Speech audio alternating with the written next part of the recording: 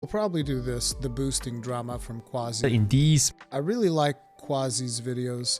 Quasi, for those of you who don't know, is someone who used to be really hardcore into World of Warcraft, and he quit World of Warcraft on account of, like, you know, basically World of Warcraft kind of devolving into a terrible game, just like consistently getting worse over time, and obviously the lawsuit situation and all of that.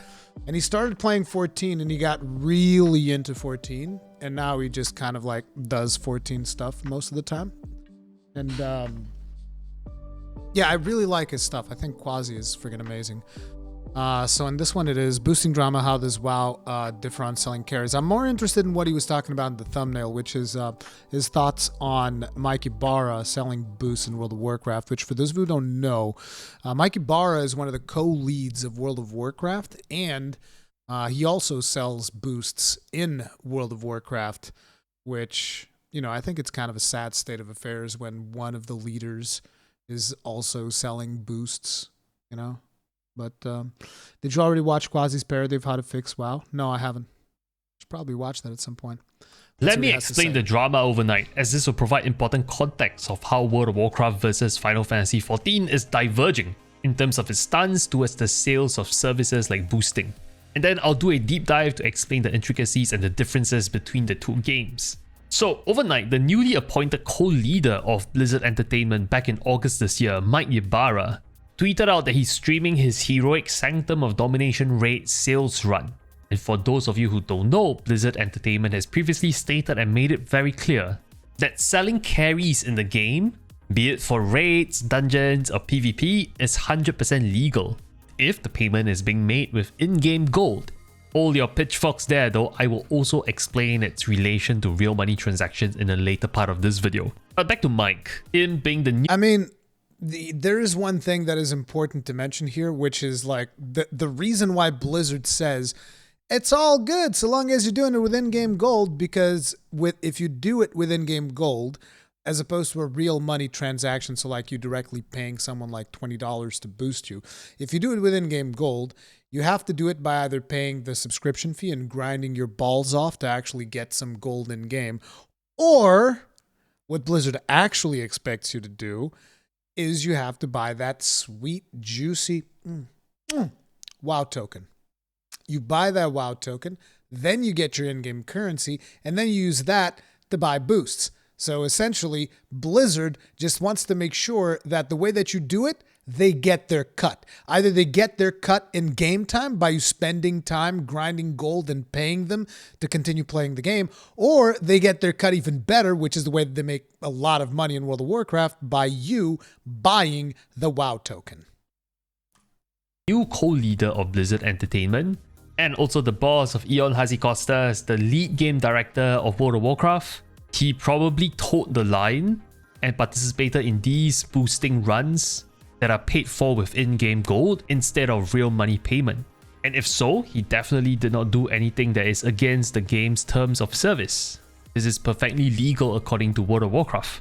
However, to put it into context, in Final Fantasy XIV terms, he is basically Yoshida-san's boss. And imagine Yoshi P's boss tweeting about him being involved in selling boost in-game for in-game currency. Naturally, you can understand why Mike's tweet drew a lot of flack from the World of Warcraft community. Let World of Warcraft die with some dignity. So funny, I thought you maybe were just a step forward for WoW, but you're just as out of touch as the rest of the dev team. Fucking donkey, what are you doing in your position at all? I'd rather have someone who can do this than someone who can't do a plus 20. The fact that this isn't satire makes it so tragic. Exactly. I completely agree. Well, the Warcraft evolved in such a sad state. The worst part of this tweet is that you are so embedded in the degeneracy you don't even realize how awful it is that you're not ashamed of being part of it. Okay, this is maybe a little bit of hyperbole, but yeah, it's pretty fucking bad. Let's put it like that. That is already reeling from some of the recent changes in the game. For example, Roman says, "Oh man, do I feel glad I jumped this ship." Someone even tagged the popular WoW content creator Bellular, who also recently started producing Final Fantasy XIV content. Oh damn, Bellular going in savage. Thoughts are here. Boosting is not good for WoW's integrity. I choose to believe Mike is tweeting as a player, not as a co-lead purposefully endorsing it. Not ideal strategically in the current environment though. Dude, sounds like some copium. Give me a minute. The kids invaded. Okay, let's continue. In general, his take is boosting is not good for WoW's integrity. Other tweets also seem to concur. Keith says that every tweet that comes from someone associated with WoW just reinforces the fact that I made the right decision to unsub. Disappointing. JBZ made the point that the tweet is even worse optics than turning a painting of a lady into a bowl of fruit. We also reacted earlier today to all of the sound bites that were removed from World of Warcraft, all of the flirt and all of the jokes, which is so incredibly hypocritical, some of the stuff that they've done, but yeah. While Mr. Tovari says that all my longer term hopes that World of Warcraft will come around is dashed. And the comments just go on, and I won't read all of them, but you get the point. The majority of the responses weren't happy. There's one particular comment though from Larry Fishermain that hit the nail on the head. Even though he was probably kidding when he said promoting the new boost tokens that's coming in 9.1.5, and I'll explain why. This is definitely the most critical part of this video when it comes to comparing both titles and how they view the sales of such boosting runs. Now, in World of Warcraft, Blizzard has made it clear you cannot buy boosting services with real money, as represented by the first line in the schematics to the right. But it is legal to buy boosting services with gold, represented in the second line of the diagram. However, in WoW, they legally allow you to use real money to buy WoW tokens, which is basically a legitimate way to buy gold in-game with real money. That's true, Trash because Tunes. you can turn the WoW tokens into gold via the auction house. This refers to the third line in the schematics. So if it's legal to use real money to buy gold in-game via WoW tokens, and then in turn using the new gold to buy carry runs and services in-game, then if you look at the fourth line of the sequence here to the right, how is this different from using real money to actually purchase carry runs? Other than the fact that it's actually more troublesome, and in this case you're actually paying the real money to Blizzard, rather than the people who are selling the carries. I guess this is why you end up with a situation where bulk of your looking for group tool is... Look at that shit. You give Yoshi P a little bit of time, because there's a couple of these that are popping up on 14 as well. But Yoshi P has already stated in an interview that it's like, we just need to tighten up our end user agreement to make sure that we make it clear that you can't do this.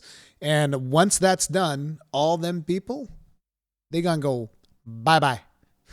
All them boosts and all that, bye-bye.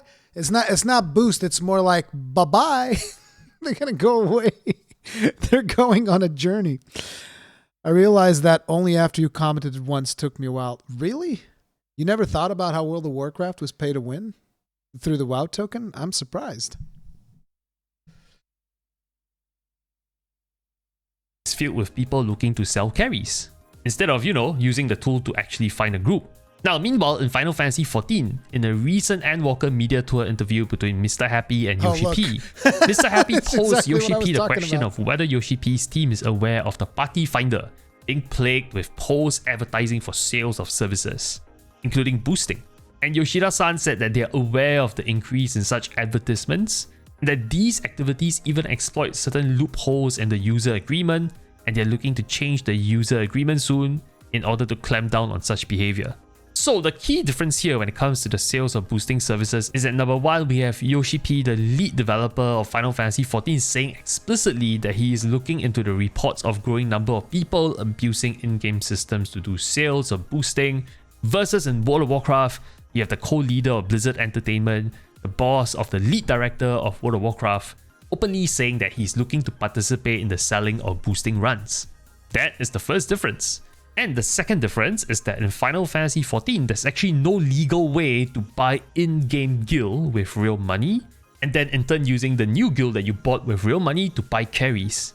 But in World of Warcraft, there actually is a legal mechanism where you can 100% pay to get carried legally by first buying WoW tokens with real money, convert it to in-game gold via the auction house, before spending the gold on carries that are being sold by people in the game. These two are the main differences in terms of how the two different titles approach the sales of boosting services. Now, why is this a big deal though? There are many valid reasons, including how boosting actually devalues certain hard to get achievements. But more importantly, I think that first impression counts for a game. Whether it's a new game or an old game, imagine being a new player, loading into a major city, and you have your screen filled with spam or chat spamming adverts for boosting services. I don't think that's a great impression on new players. It feels like the game is not being well maintained or even policed. And not even just new players, even just like veteran players. I mean, I don't know if I would consider I guess I am a World of Warcraft veteran. I'm not a big fan of the word veteran to describe myself in anything because it implies that I'm like amazing at it almost. But either way, like, you know, I've played World of Warcraft for a significant amount of my life. So it's like, even me, I'm not a new player to the game. It's a complete turnoff to see all of this boosting nonsense because it takes away from the game. It's like, it just straight up takes away from the game. Why does it take away from the game? Some of you guys might wonder. It's like, well, it's expected that you will have tons of gold to give to people to boost you through it. Like, it used to be a game. Like, if you watch some of them, like, there's a carbon animation that is actually a little bit depressing if you've played World of Warcraft back in the day. You guys remember the one where, you know, they talk about, he shows you the evolution of the game and all of that stuff and how you were super excited to play with the friends that you had made in game and that you went on the midnight releases and all of these really fun things. And then, you know, you form lasting relationships like my good friend, Q, who actually came to visit me last week. This is someone that I literally met in World of Warcraft by complete happenstance. He wasn't even in my guild. I was in a guild, and then eventually I ended up playing with him through, you know, it's a long story. I made a video about it. But it's like, this became a very good friend of mine. And we met in World of Warcraft. That is never going to happen nowadays because that culture is just not there anymore. The culture that was there before, that formed lasting relationships, there are people who met their significant others in World of Warcraft through social interaction. That's never going to happen in World of Warcraft, not in a million years, because you no longer form those bonds.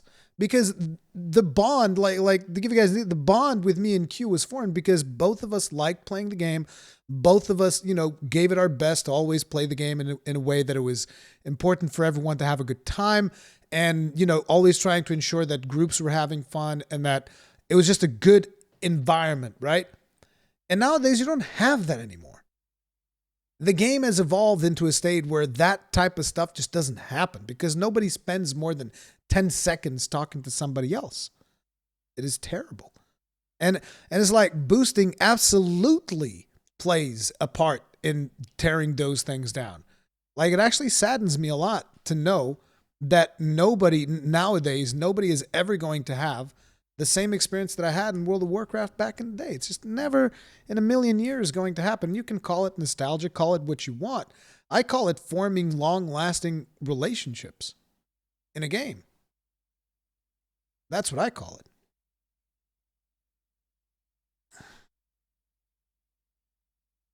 One thing is for sure, it'll be interesting to see if Final Fantasy XIV and World of Warcraft double down on their different stance when it comes to the sales or boosting.